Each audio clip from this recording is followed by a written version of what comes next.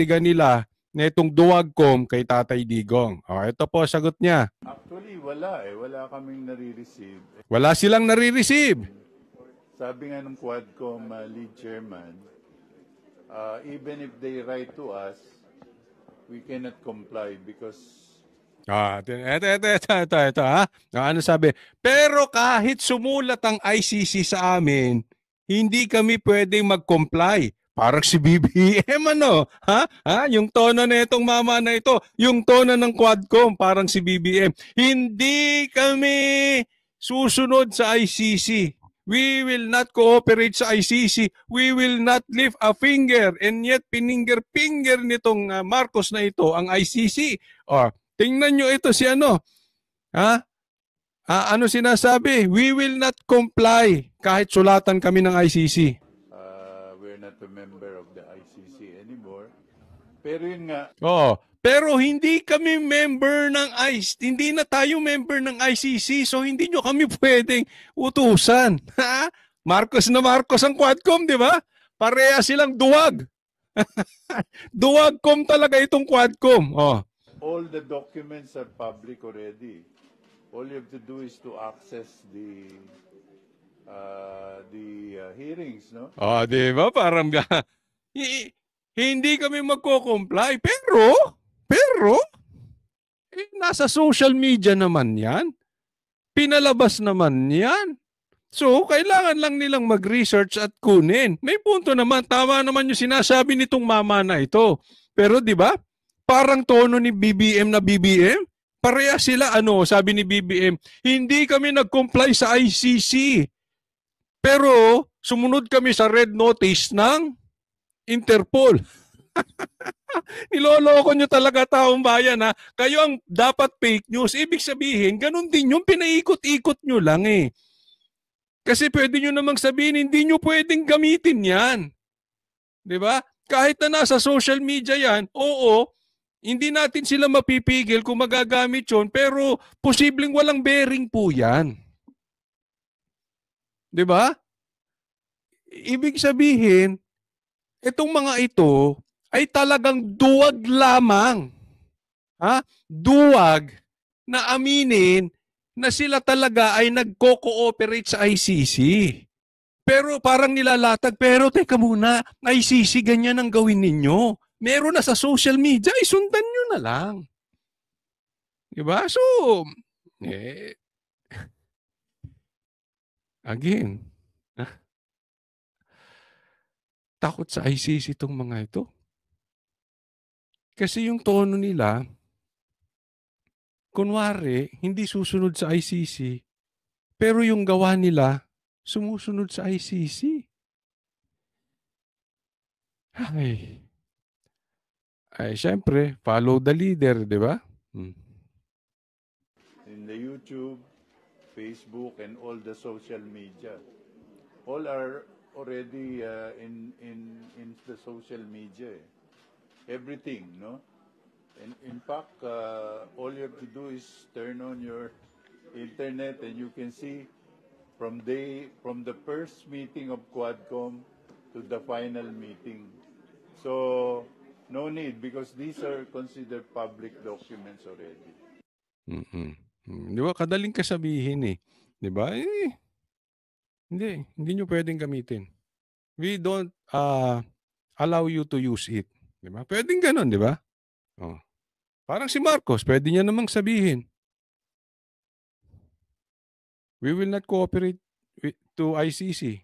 At kahit maglabas ng red notice ang Interpol, hindi nyo pwedeng gamitin yung aming pulis. Same scenario, nagamit ang naduwag sila, aminin, pero nagpagamit sa ICC. Ganyan po katindi ang gobyerno ni Marcos. Next topic po tayo. Itong next topic natin, ito maganda to. Pulis patatahimikin. Ano ang tinatago ni BBM? Bakit kailangan patahimikin? Sige. Inireklamo ng inciting to sedition ang isang pulis na nag-vlog tungkol sa kanyang hinaing sa PNP habang naka-uniforme. Eksklusibong nakausap po ng GMA Integrated News ang pulis na nagsabing na-trigger siya sa pagkakaaresto kay dating Pangulong Rodrigo Duterte. Nakatutok si Marisol Abduraman. Nasa mataas kayong posisyon, di nyo alam yung nararamdaman ng isang mababang tao lang.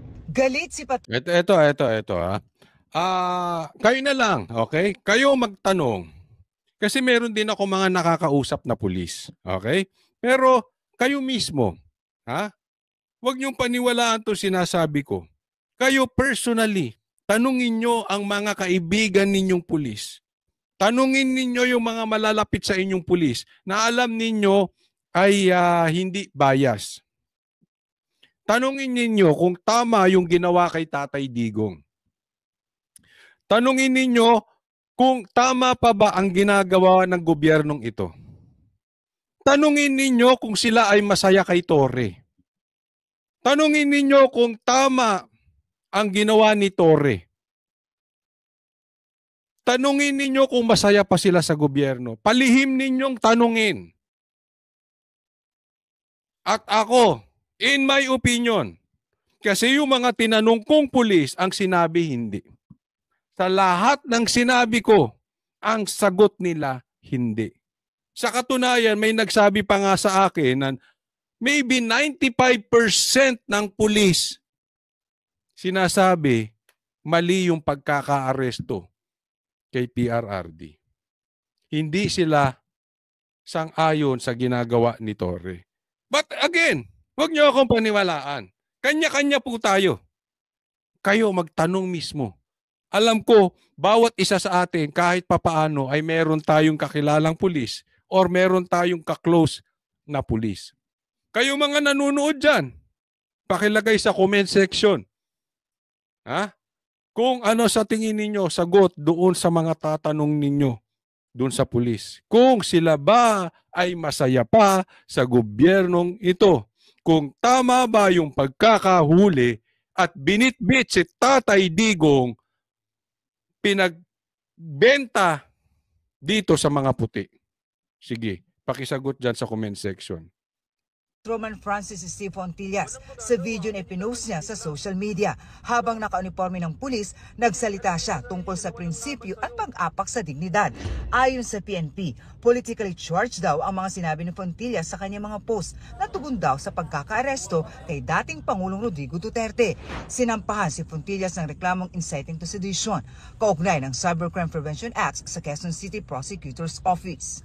There are certain limitation and extent po na paggamit po ng social media, especially during official time at resources po, at even yung paggamit po ng uniforme habang nagbablog. Sa aking eksklusibong panayam kay Fontillas, Alam mo, ang daming pulis na nagbablog na naka-uniforme. Ahardo, pakicheck mo. Ang daming pulis nagbablog naka-uniforme. Maraming pulis nagbablog na naka-duty. Kung yan lang talaga ang kaso nyo dito sa pulis na ito, ang babaw. Pwede nyo kasuhan. Pero isasabihin yung sedition? I don't agree. I mean, hindi ako pulis, okay?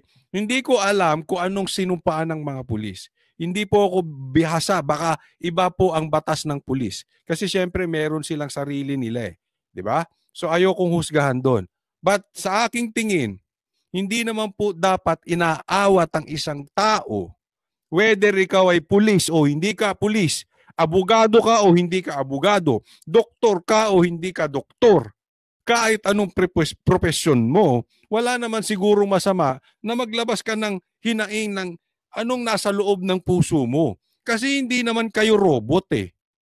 Hindi naman diktador ang gobyerno natin, tama ba? Tanong ko sa inyo, diktador ba gobyerno natin na hindi na kayo, bawal dito, bawal ka mag-comment dito, bawal ka pumunta rito, bawal ka sa social media, bawal ka mag-attend ng Duterte rally. Ganun. Eh ano tayo? Democratic country pa ba tayo? O diktador country na tayo? Yes, sinabi niyang nagpatong-patong daw ang hinanakit niya sa PNP na pinalala pa sa pag-aresto kay Duterte.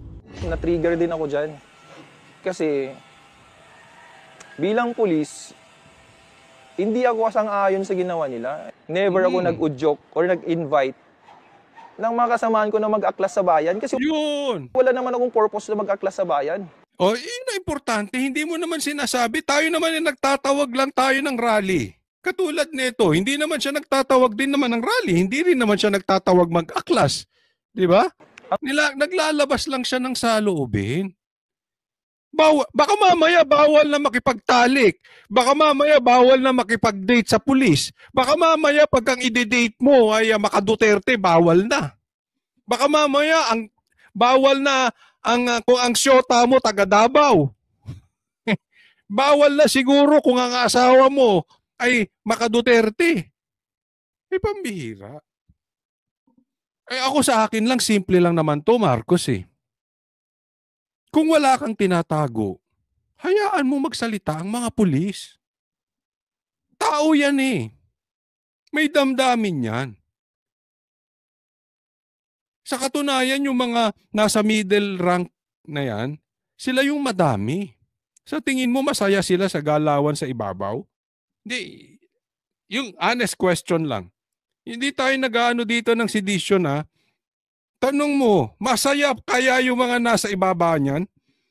Yung mga low ranking tsaka yung mga nasa middle? Masaya pa ba sa mga bossing nila? Nagtatanong lang tayo. Wag naman sanang ganun, di ba? Hanggat wala ka namang planong pabagsakin ng gobyerno, siguro naman may karapatan din naman itong mga pulis. Pambihira, binubuwis nila buhay nila araw-araw. Tapos hindi sila pwede magsalita ng kanilang damdamin. Hindi ko maintindihan kung ganyan ang batas ng mga pulis ha. But siguro kung may mga nanonood sa aking pulis, pakilagay ninyo.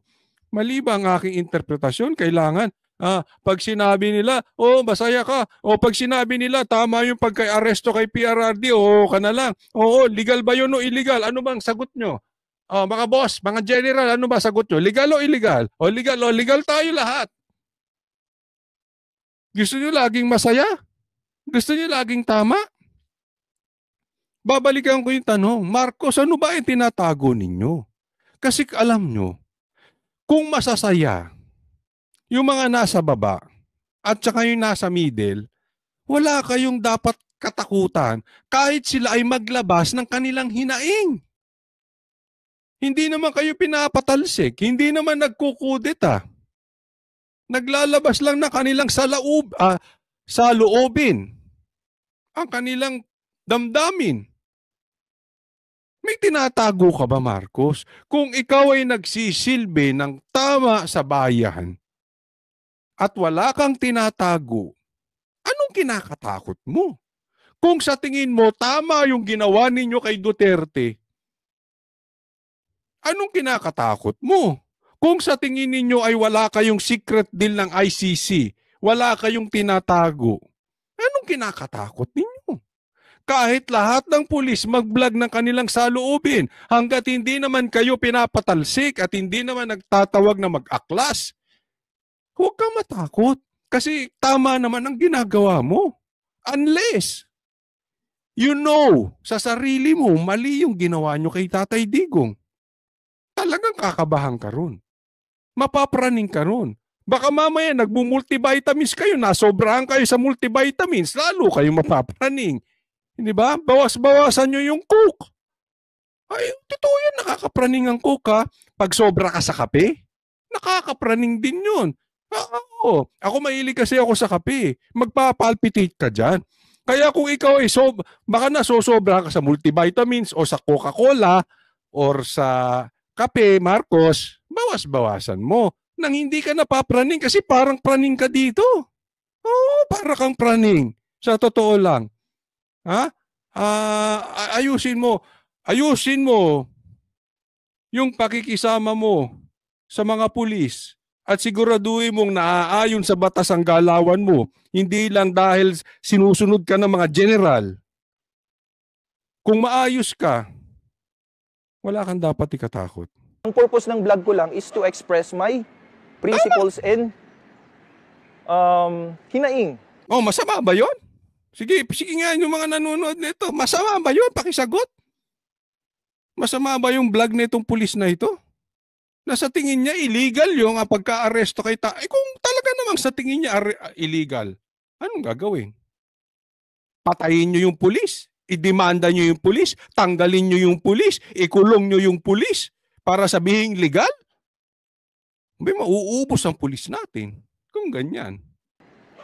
Sa organization, Sabi ni Fontillas, handa siyang harapin ang lahat ng reklamong isasampa laban sa kanya. Inirekomenda na raw ng QCPD sa Regional Director ng NCRPO na isailalim sa restrictive custody ang nasabing pulis. Idiniin ni PNP Chief Romel Marbil, hindi nila papayagang mabawasan ang pagtitiwala ng Ako nagtatanong lang naman. Wala akong masamang ibig sabihin na. Sa tingin ninyo, yung mga mabababong ranggo dito kay Marbil, yung mga hindi general, natutuwa pa kaya sa pamamalakad nitong sila Marbil? Tanong lang. I'm just really curious kasi ang tao, ano yan, organic eh.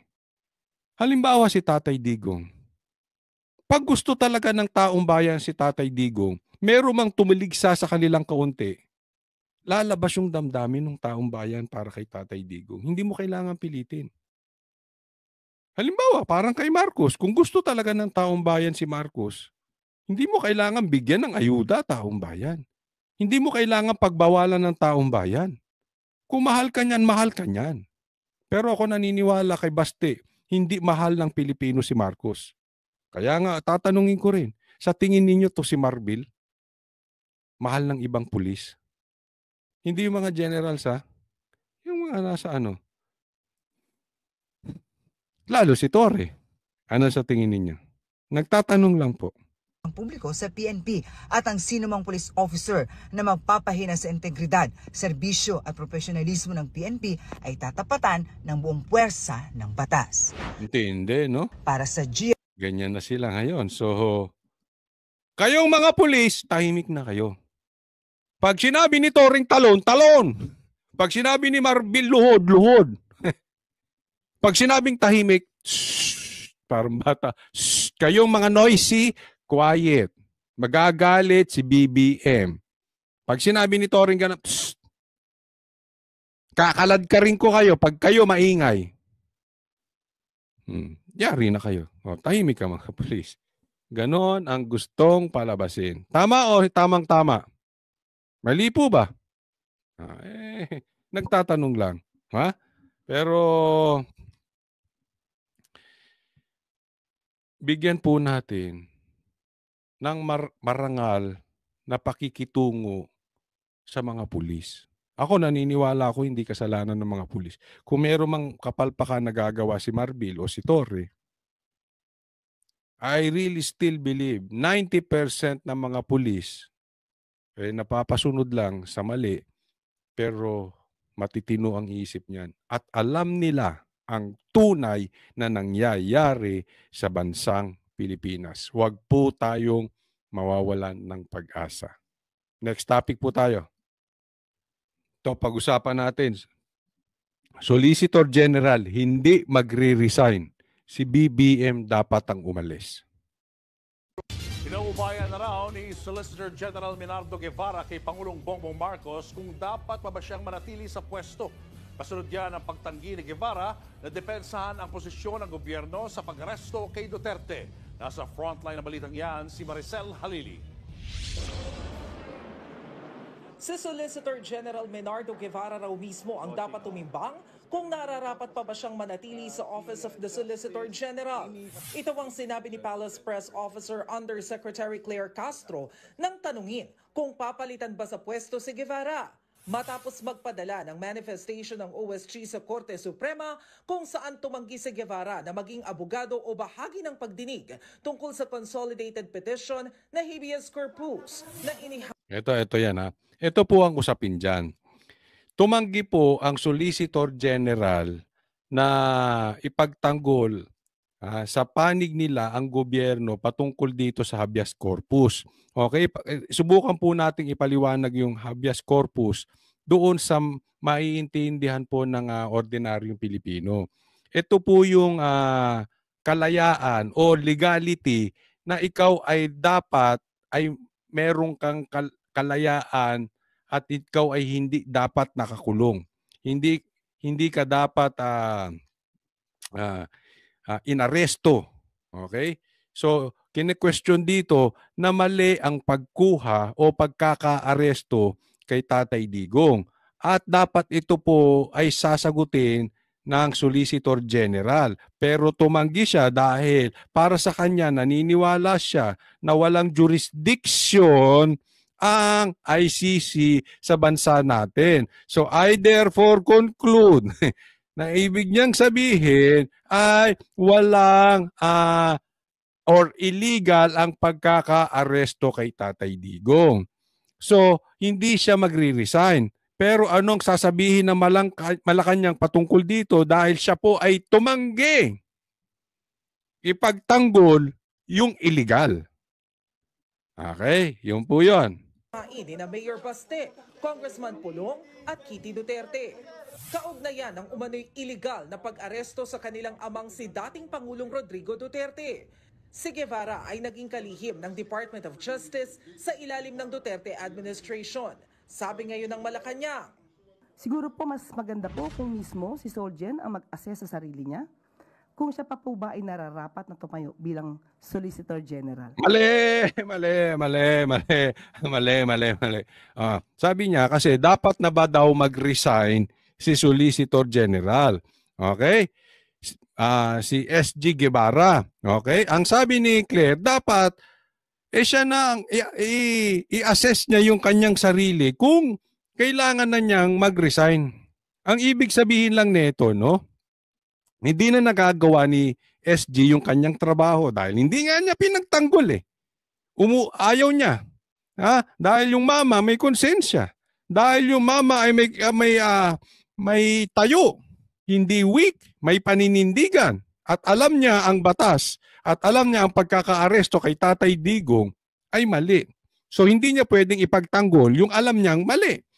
Pero kay Claire ang sabi, dapat ang datingan nito parang sinasabi ni Claire, may mag-resign ka na, mahiya ka naman. Parang ganon. Mali po. Mali, bakit? Hindi dapat mag-resign si SG.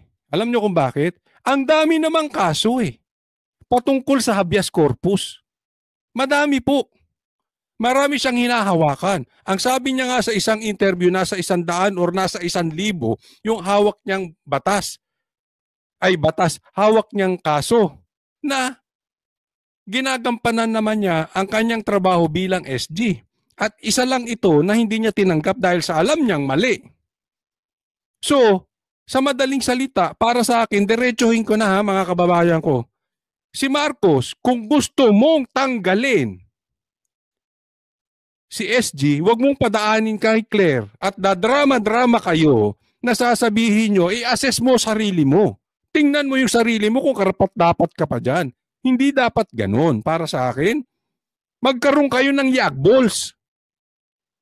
Kung halimbawa, kung ayaw nyo sa kanya, sabihin nyo, tinatanggal ko siya dahil mali ang kanyang pagtanggi sa akin.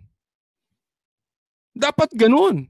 Nung pinahuli nyo si Tatay Digong, hindi nyo dapat dinideny sa taong bayan. Dapat meron kayong yagbol. Sinasabi ninyo, kami ay nakikooperate sa ICC, binawi ko yung sinabi ko, kinain ko yung suka ko, at kami nakipagtulungan sa ICC sa pamagitan sa pagtago sa Interpol. Dapat may panindigan ng leader, hindi tago ng tago. White is white, black is black. Let your yes be yes and your no be no. Kaya naman nawawala ng credibility to si Marcos Di ba? Kasi yung mga ganito niyang statement, iba sasabihin niya, iba gagawin, tapos tatago.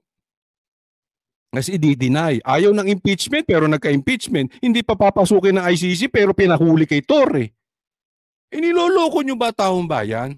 Tapos ito na naman kayo. Well, hindi ka, huwag ka magre-resign, SG. Diyan ka lang. Antayin mo kung may yagbol siyang mga yan, tanggalin ka. At tingnan natin kung ano sasabihin ng taong bayan patungkol sa tindig ni Marcos na yan. sa manifestation. Nakasaad na baka hindi maging epektibo ang OSG na maging kinatawan ng gobyerno sa kaso. Lalo't naniniwala raw ang tanggapan na walang jurisdiksyon ng ICC sa Pilipinas at gumagana ang judicial system sa bansa. Ito, nakita niyo yung paninindigan?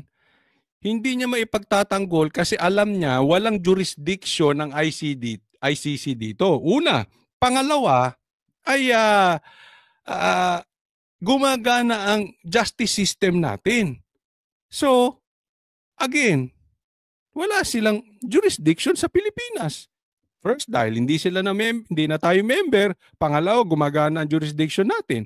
So, paano ko ipagtatanggol? Tingnan ninyo, itong abogado na ito, na vlogger, alam mo kung bakit ko dinidin ng vlogger? Hindi sa iniinsulto ko siya bilang vlogger na abogado. Pero kasi parang medyo minsan ng abogadong vlogger, medyo nakakapagtaka lang din. Medyo. Anyway, etong vlogger na to, etong abogado na ito, kaya ako din dinidiin dahil pagka-vlogger ka, aside natin yung abogado kasi yan ay abogado ay patungkol sa batas. Pero sa vlogger, dapat yung ano ka dyan yung pulso ng bayan, especially political vlogger ka, dapat nararamdaman mo na yung pulso ng bayan.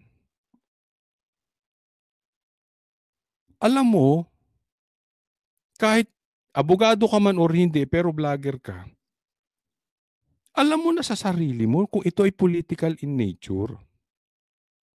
Dapat, maraming ang mainstream media bayaran na, dapat, kung ikaw ay vlogger, or may pusong vlogger, or ikaw ay vlogger talaga, kahit abogado ka pa, dapat naiintindihan mo na nakikipagtulungan ka na yung totoong pangyayari sa bansa ay inilalabas mo. Ang nangyari sa'yo para kang trapo. Kumbaga yung mga politikong kumakain sa baso, umiinom sa plato, nagkakamay, nagpupunta kunwari sa palengke. Trapo Hindi na nila naiintindihan ano ba talaga ang kailangan ng Pilipino. Puro kaplastikan. Ang vlogger naiintindihan Kasi tayo yung nasa baba. Tayo po ay hindi nakatago sa opisina sa palasyo. Nasa ground tayo, nararamdaman natin yung nasa ilalim. Bakit nawala yung puso mo, Claire, sa katotohanan dito sa talagang nangyayari sa ilalim? Tingnan niyo sagot ni Claire, ha? Pero ayon kay Castro, hindi naman yan salungat sa posisyon ng Malacanang. Never did Mr. Solgen mention that he is against the cooperation of the government with the Interpol. Tingnan nyo. Hindi naman daw sinabi ni SG Guevara na kinu-question yung pag-cooperate ng gobyerno sa Interpol. Hala, abogado ba to? Kinwestiyon na nga ni SG yung jurisdiction ng ICC. Kinwestiyon na ni SG na gumagana ang justice system natin. Anong sinasabi nitong si Claire? Interpol. Bakit? Kasi yung Interpol, ang difference nun ay yung ICC is parang korte. Okay, sa Pilipinas parang Supreme Court. Yung SG ay yung Interpol ay parang police. So, hindi naman daw kinwestiyon ni SG yun. Hindi po, mali. Yun na nga po ibig niyang sabihin Kaya lang naman, nag-issue yung police ng warrant of, yung Interpol ng red notice. Yung red notice is parang warrant of arrest sa atin dito. Dahil merong warrant of arrest ang ICC. Parang, paano ba nag-i-issue ng warrant of arrest ang pulis dito sa Pilipinas? Dahil galing din sa korte. Naiintindihan niyo po? So nililigaw tayo nito. Si Claire, mana sa amo niya. Ba't ano sabi ng amo niya? Yung pinirmahan ko ay walang blanco. Naalala niyo yung issue patungkol sa blank items? Yan sa blank space na yan? Hindi naman yun ang sinasabi ni Tatay Digong eh. Ang sinasabi ni Tatay Digong, blanco yun. Ang pinanggalingan nun, blanco sa Vicecam. Nung pinasa sa'yo, pinilapan na lang nila. Pero hindi yun yung napag-usapan. Blanco yun nung una. Nung pinirmahan niya, totoong walang blanco. Pero ibig sabihin, galing yun sa blanco. Sa madaling salita, galing sa illegal. Pinirmahan ni Bongbong. Naintindihan nyo? Ganon niligaw ni Marcos yung issue na yun. Hindi! Hindi totoo yung sinasabi ni Tatay Digong. Yung pinirmahan ko may hindi blanco. Tanga! Tanga lang ang mag-iisip at maniniwala doon. Galing nga sa blanco. Kita nyo kung paano nila pinapaikot. Eto naman, hindi naman daw kini-question ni SG yung patungkol sa Interpol. Yung ICC kini-question, isa yun. Kaya nga nagkaroon ng di umanong red notice na sinasabi o warrant na pinasinungalingan ni Atty. Toriong, wala naman daw talagang red notice because of ICC. In short, nakikooperate talaga tayo sa ICC at yun ang sinasabi ni SG, mali. Nakita nyo na ang pambubudol ng gobyernong ito. Pinaiikot-ikot tayo. Pero ang bottom line, mali, mali, mali. Illegal, illegal, illegal yung pagkakaaresto kay Tatay Digong. Traidor, traidor, traidor na ipinasa natin sa puti ang isang Pilipino, ang dating Pangulo na inaayos ang mga NPA, komunista, rebelde at mga drug addict sa Pilipinas. Ibinala natin sa komunista. Traidor, traidor, traidor. So how could it be used against the government? Sa isang pahayag, iginiit ni Guevara na wala siyang anumang conflict of interest sa kaso. Hindi raw personal, kundi institutional ang pagtanggi ng OSG na maging bahagi ng kaso. Hindi rin daw mababago ang posisyon ng OSG dahil posisyon ito ng ating republika. Pinauubayan na raw ni Guevara kay Pangulong Bongbong Marcos. Tama, yan. Hayaan mo siya. Huwag ka nga alis. SG Guevara, steady ka lang dyan. Antayin mo magkayag balls. And hopefully, siya mismo magsasalita. Hindi niya padadaanin sa palda ni Claire. Kung pinagkakatiwalaan pa siya nito. Pero ayon sa Malacanang, may jurisdiksyon ng ICC sa Pilipinas bago mag-withdraw ang bansa noong 2019. Yes. Ito na naman tayo sa... Huwag na natin pagtalunan to sinasabi nilang jurisdiction na ito. Okay?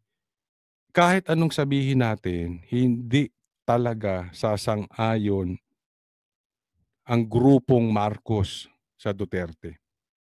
Wala na tayong aasahan dyan. Nagtulong-tulong na sila. Nagsama-sama na ang pula, dilaw, drug addict, makakaliwa, NPA, komunista sa pagdurog sa mga Duterte. Kasi alam nila, lahat sila apektado sa pagsugpo ng Duterte sa kanilang mga illegal na negosyo. Ito namang mga kulay, ito naman ay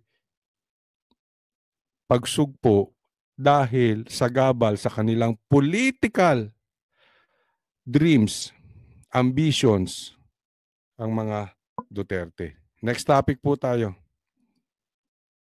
Ito naman, si Castro. Isa pang Castro. Ang bira ito, mga Castro na ito. Ay, kayong mga Castro, sakit sa ulo sa Pilipinas. Ay, nako. Castro, pinauuwi si Roque. Ipahuhuli nyo din pag uwi dito sa, pagdating sa airport, pahuhuli nyo agad? Ay, sige. Tingnan natin. Paano ang procedure nito, Kong? Pwede nyo po bang sabihin sa amin, yung sulat ba i-course through what agency, DFA? Yes, oo. So pangungunahan ng Makabayan, no, yung pag-raise nito na Pangungunahan ng Makabayan ang pag-raise nito ng alin? para harangin yung request or application ni Harry Roque ng asylum sa Netherlands. Ayan, kasi si Atty. Roque ay nag-a-apply ng asylum sa Netherlands. Alam naman natin, eksperto po si Roque patungkol dito sa ICC, no? So, siya ay makakatulong sa team ng Duterte bilang kanyang abogado diyan sa ICC. So, sa madaling salita, kaya ginigiba po si Roque dahil ayaw nila magkaroon ng lamang ito si Tatay Digong. Lahat, alam naman natin basta patungkol sa makakatulong kay Tatay Digong, lahat na makakatulong sa mga Duterte, tatagpasin nila. Ganyan po ang galawan dyan. Okay? So, gusto nilang pauwiin ito at hindi bigyan ng Netherlands ng asylum si Roque. No, ito ay iproproseso ng Quadcom at dadaan ito rin sa channel, no, sa proper channel. Ito, padadaanin nila sa Quadcom. Okay, yung pagkontra dito. Sige. Kasi alam naman natin, pwede itong maging government to government ang magiging channel nito. Ang sa kanya, government to government ang magiging channel nito. Para sa akin, mali yun.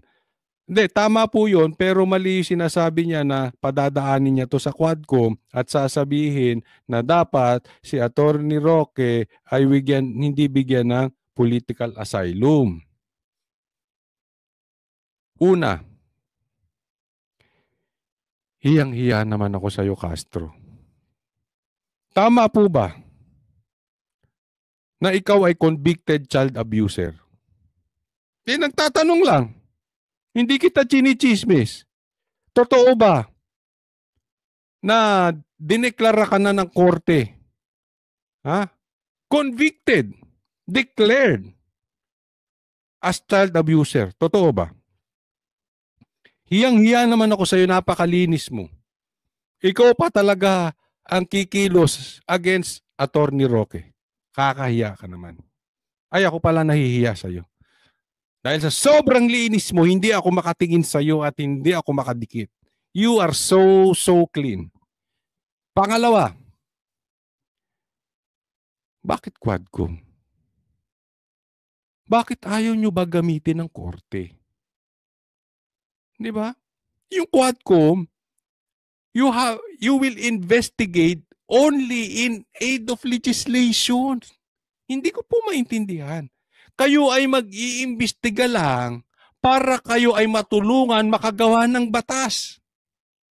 Yan po ang congressman at congresswoman. Yan po ang Quadcom. Bakit kailangan mo padaanin sa Quadcom at hindi sa korte kung gusto nyong pauwiin si Atty. Roque? Kasi siguro, ito tingin ko dyan, wala kayong panalo sa korte. Kasi alam ninyo, mahina ang ebidensya ninyo. Ang alam nyo lang, dyan sa Quadcom dahil magkakakampi kayo dyang mga buhaya. Magkakakampi kayo dyan Ang layo na lumalayo na tayo. What kailangan nyo si Roque? Para makagawa ng batas? Aabalahin nyo yung magtatanggol sa dating presidente na ipinatapon sa mga puti dahil gusto nyo maggawa ng batas? Anong kalokohan to, Castro?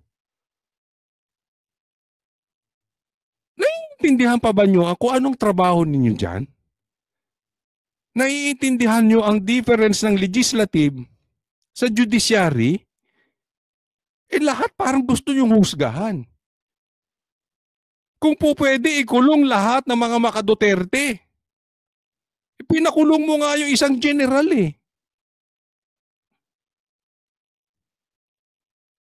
Di ba? Kayo na ang may karapatan. Kayo na magkarapatang mag-contempt. Kayo na may karapatang manghusga.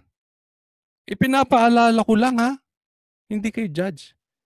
Hindi kayo judiciary. Ma'am Castro, legislative kayo. Gumawa ka ng batas. Kayong laging nakikialam sa politika. Pag may patungkol sa Duterte, gusto nyo kontrahin ng kontrahin ng kontrahin. Hindi po yan ang trabaho ng congressman. Hindi yan ang trabaho ng party list. Asikasuhin mo kung anong advokasya ng party list po. May inaasikaso mo si Roque. Ayusin ninyo kung bakit ka hinalal ng taong bayan. Ewan ko nga ba, ba't ka nga ba hinalal? To represent yung advokasya. Hinalal ba kayo ng taong bayan para bakbakan ng Duterte? Yung mga congressman sa distrito, hinalal ba yan ng taong bayan para imbestigahan ang confidential funds ni BP Sara? Hinalal ba ng taong bayan yan? Mga congressman na yan, sa distrito nila, para babuhin ng Duterte? Yan na ang trabaho ng legislative ng mababang kapulungan? Paalala lang po. Baka hindi nyo naiintindihan na trabaho nyo. Kaya gusto natin simulan na yon para mas ma-process na rin natin kung ano man yung tamang pamamaraan na makarating yung aming recommendation not to give give asylum to Harry Roque. So dadaan pa yan dun sa proseso at gusto natin yan simulan na. Ma'am, kasi diba sa pagkakaintindi ko, bago ka payagan na mabigyan ng asylum, kailangan may political persecution. Do you believe na mayroong political persecution ngayon? Si Harry Roque versus political persecution versus pagpapatupad lang ng batas. Kaya nga nakakatawa itong si Roque. Tanga lang ang maniniwala na walang political persecution patungkol kay Roque. Bigla siya nagkaroon ng kaso sa Pogo. Meron siyang biglang kasos na ano yung kaso ni Roque? Nako. Hindi ko maintindihan.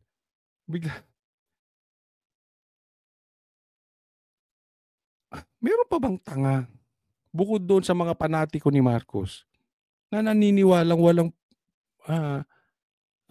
political persecution nangyayari sa bansa natin? Ewan ko lang Ewan ko lang kung gaano katindi ang utak ninyo kung kayo hindi nyo pa nakikita. It's brighter than the sun. Yung political na pang-aapi sa mga kalaban.